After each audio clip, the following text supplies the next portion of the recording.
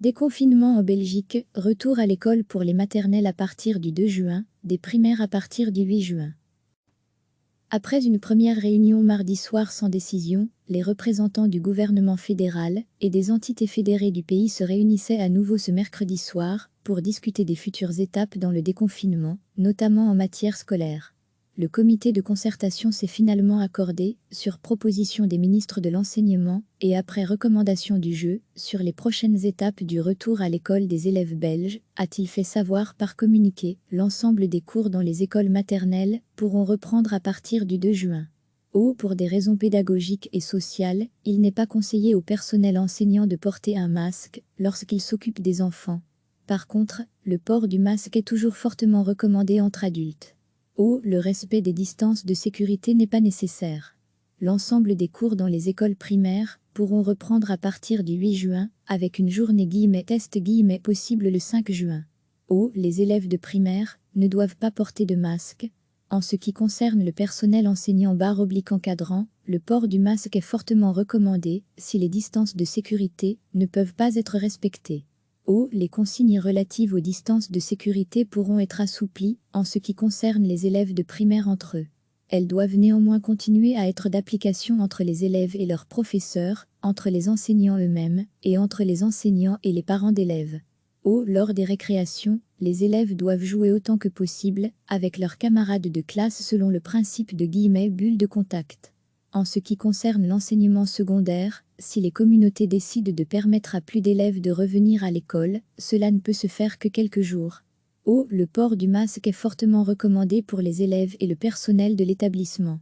Les mesures d'hygiène, lavage fréquent des mains, etc., restent primordiales pour tout le monde. Les classes, les couloirs et les salles des professeurs doivent être aérés à tout moment. Il est préférable de se tourner vers des activités des cours en extérieur, quand c'est possible. Chaque établissement scolaire doit pouvoir mettre en place un plan d'urgence en cas de foyer de contamination. Le développement de l'enfant est une priorité des autorités, argumente-t-il. Or, il est également reconnu que le confinement a des effets plus ou moins importants selon les cas d'un point de vue mental, social et éducationnel. La poursuite du déconfinement de l'enseignement dépendait particulièrement de l'évolution de la situation sanitaire en Belgique. Dans leurs recommandations, les experts du jeu soulignent plusieurs éléments permettant de poursuivre ce déconfinement. Tout d'abord, les indicateurs pertinents dans le suivi de l'évolution de la propagation du Covid-19 dans notre pays continuent à être encourageants, et ce, tenant compte de l'effet induit par le temps d'incubation du virus. Ensuite, les connaissances relatives au virus se sont étoffées ces dernières semaines au sein de la communauté scientifique internationale. Par ailleurs, les experts du jeu indiquent que les études, ainsi que l'expérience acquise dans différents pays montrent que les enfants seraient, d'une part, moins affectés par le virus et, d'autre part, moins contagieux. Par conséquent, la réouverture des degrés à lire aussi. Carte blanche de 269 pédiatres. Les enfants sont les oubliés du déconfinement interrogés mercredi en séance plénière du Parlement de la Fédération Wallonie-Bruxelles, tant le ministre-président Pierre-Yves Jeholet, MR, que Caroline Désir, PS, avaient affiché leur volonté de parvenir à un assouplissement des normes de sécurité actuellement appliquées dans les écoles pour pouvoir augmenter le nombre d'enfants de retour en classe. Devant les députés, Caroline Désir a répété mercredi sa volonté de voir les classes maternelles retrouver au plus vite le chemin de l'école pour mettre fin aux effets négatifs du confinement pour eux, mais aussi relancer leur socialisation et leur capacité d'apprentissage. Cette extension de la rentrée à d'autres années d'enseignement n'est toutefois envisageable que si les normes sanitaires peuvent être assouplies sans mettre en péril la sécurité du personnel enseignant, a-t-elle averti. Si cet assouplissement n'est pas possible dans les écoles, il conviendra alors de trouver d'autres modalités pour l'accueil des enfants, notamment avec les opérateurs d'activités extrascolaires. Des contacts ont déjà été pris dans cette éventualité, a encore indiqué Caroline Désir. Après une première réunion mardi soir sans décision, les représentants du gouvernement fédéral et des entités fédérées du pays se réunissaient à nouveau ce mercredi soir pour discuter des futures étapes dans le déconfinement, notamment en matière scolaire.